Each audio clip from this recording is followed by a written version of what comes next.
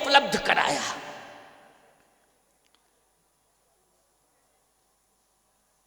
तुमने ही घी दिया, तुमने ही तेल दिया, तुम्हारा ही लेबर चार्ज, और पूरी लंका फुकवा बैठे तुम अपनी। कुछ भी नहीं लाया था भारत से। बोलो लाए थे हनुमान जी, कुछ लेके गए थे क्या? लेकिन पूरा का पूरा सिस्टम, नगर जलवाने का, पूरी लंका जलवाने का सिस्टम तैयार रावण ने करके दिया। हनुमान जी बोले तुमसे बड़ा मूर्ख, अंगद जी बोले तुमसे बड़ा मूर्ख कौन हो सकता है कि पूरा अपनी लंका ही, अपना नगर ही जलवाने का इंतजाम तुमने कर दिया। इसलिए लगता है कि तुमसे बड़ा अज्ञानी इस संसार में कोई दूसरा नहीं है। लेकिन मेरी बात मानो तो अभी कुछ बिगड़ा नहीं है। क्या? सम्मान पूर्वक मंदोदरी के साथ चलो, सम्मान पूर्वक जो है मां जानकी को प्रभु राम के हाथों में सौंप दो। विश्वास रखो, तुम्हारी सत्ता अक्षुण्ण हो जाएगी, तुम राजा रहोगे, कभी भी लंका का कहीं विनाश नहीं होगा। मेरी बात मानो, कभी भी विनाश नहीं हो सकता है, तुम्हारी सत्ता अक्षुण्ण रहेगी। रावण कहता है हमको शिक्षा देने के लिए आया तू? राम को अगर बलवान मानता है तो ये तेरा भ्रम है।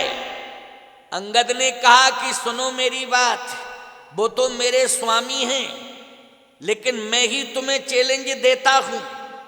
रावण बोला मुझे क्या चैलेंज दे रहा है तू? अंगद ने कहा जो मम चरण सके सठटारी, तो फिर राम सीता में हारी। अंगद ने कहा कि मेरा पैर यदि तेरी सभा में कोई उठा दे तो मैं मान लूंगा कि तेरी सभा में बलवान है। रावण ने राक्षसों से कहा कि राक्षसों पैर उठा के फेंक दो इसका, इसी को उठा के फेंक दो सभा से। पैर की बात छोड़ो, इसको उठा के फेंक दो सभा से। राक्षसों ने पूरी ताकत लगा ली, लेकिन बोलो अंगद के पैर को उठा पाए क्या कोई? अंगद के पैर को उठा पाए? नहीं उठा पाए। आप कहो महाराज अंगद इतने बलवान थे, अंगद जी इतने बलवान थे कि उनके पैर को कोई उठा नहीं पा रहा था। सीधी सी बात यह है कि अंगद के पैर को पकड़े थी पृथ्वी मां। अब जब पृथ्वी ही पकड़ ले तो मैं पृथ्वी के किसको उठाए? पृथ्वी को उठावे पहले तो किसमें ताकत है? अंगद के पैर को पकड़े थी पृथ्वी मां, क्योंकि अंगद ने पृथ्वी की पुत्री सीता को दांव पे लगा दिया था। जो मम चरण सके सठटारी, तो फिर राम सीता में हारी। तो अब अंगद जी के पैर को सारे राक्षस लग गए, लेकिन कोई हिला नहीं पाए। रावण ने कहा खाते हो लेकिन ताकत नहीं रखते हो, हटो एक तरफ। सब राक्षसों को इधर उधर किया और रावण जैसे ही उठा, याद रखना प्यारे, जैसे ही रावण उठा और अंगद की ओर आया और जैसे ही सिर झुका के अंगद का पैर पकड़ने लगा तो अंगद जी ने अपना पैर हटा लिया। रावण बोला पैर क्यों हटा रहा है तू? अंगद ने कहा इसलिए कि तू कर क्या रहा है। रावण बोला तेरा पैर पकड़ रहा हूं। अंगद बोले मूर्ख है कि नहीं, मेरे पैर पकड़ने से तेरा कल्याण नहीं होगा, प्रभु राम के पैरों को अगर तू पकड़ ले तो तेरा कल्याण हो जाएगा। और वास्तव में जैसे ही झुका तो उसके मुकुट गिर गए। भाई झुकेगा तो मुकुट गिरेंगे ही, तो 10 मुकुट थे तो 10 मुकुट नीचे गिर गए। और जैसे ही 10 गिरे तो अंगद जी ने 4 मुकुट उठाए और 4 मुकुट उठा के फेंक दिए, वो भगवान के पास पहुंच गए। अब रावण ने 6 मुकुट बचे, क्योंकि 10 थे, 4 तो अंगद जी ने फेंक ही दिए, राम जी के पास पहुंच गए। अब बचे 6, तो रावण ने 6 उठाए जल्दी जल्दी में और 6 सिर पर 6 मुकुट रख लिए और फिर सिंहासन पे बैठ गया। अंगद जी ने कहा तुमसे बड़ा मूर्ख है दुनिया में, जब 10 सिर हैं और मुकुट 6 हैं। तो रावण बोला कि थे तो 10 लेकिन वो 4 पता नहीं कहाँ चले गए, थे तो 10 ही लेकिन अब वो 4 पता नहीं कहाँ चले गए, तो 6 तो हैं। अंगद जी ने कहा जब 10 सिर हैं 4 नहीं है तो 4 का इंतजाम तो कर लो, पहले 10 हो जाए तब तो रखना चाहिए। अच्छा एक बात बताओ भैया, तुम ईमानदारी से बोलो, कोई नाई हो और नाई जो है आप कहो नाई से कि हमारी शेविंग कर दो, चलो वो शेविंग करना शुरू करें। अब जब करे तो एक तरफ की दाढ़ी एक तरफ बना दे और दूसरी तरफ जो है कोई कंडीशन नाई के सामने ऐसी आ जाए कि इधर उधर अगर वो हो जाता है तो आप क्या आधा ही शेविंग करा के चले जाओगे घर अपने?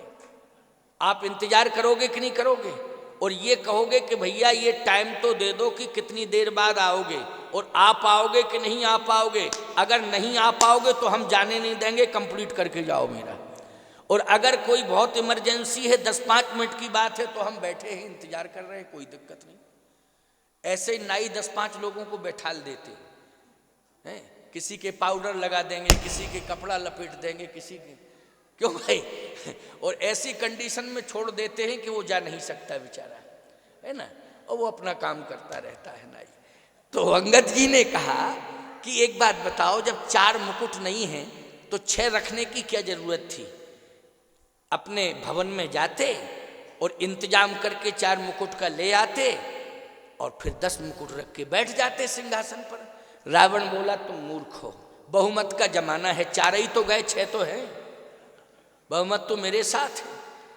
अंगद जी ने कहा रावण तुम अपने को विद्वान मानते हो, बलवान मानते हो, धनवान मानते हो, लेकिन सत्य तो यह है कि तुम चरित्रवान नहीं हो, तुम्हारा चारित्रिक पतन हो चुका है।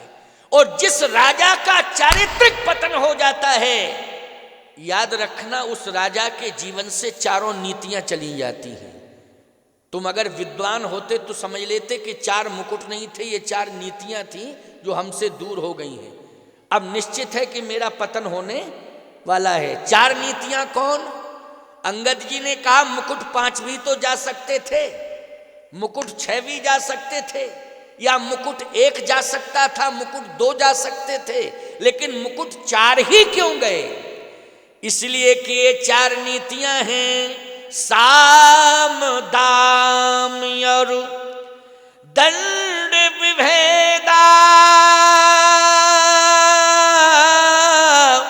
और नृप उर बसत नाथ कह बेदा। ये साम दाम दंड भेद, ये 4 प्रकार की नीतियां होती हैं। राजा के पास ये 4 प्रकार की नीतियां तब तक रहती हैं जब तक राजा धर्मवान होता है। धर्म जिस राजा के साथ है ये 4 नीतियां उसी के साथ रहती हैं, और जिस दिन धर्महीन राजा हो जाता है ये 4 नीतियां उसका त्याग कर देती हैं और उसका पतन होने लगता है। रावण ने कहा एक बात बताओ, ये 4 नीतियां आती कहां से हैं? आती कहां से हैं? अंगद कहता है ये 4 नीतियां आती हैं भगवान की कृपा से। किसकी कृपा से? भगवान की कृपा से। क्या वो भगवान है कहां? तो अंगद जी ने कहा इसलिए तो हम कह रहे हैं कि भगवान मेरे साथ चलो मंदोदरी को लेके, और सीता जी का हाथ उस भगवान के हाथ में सौंप दो।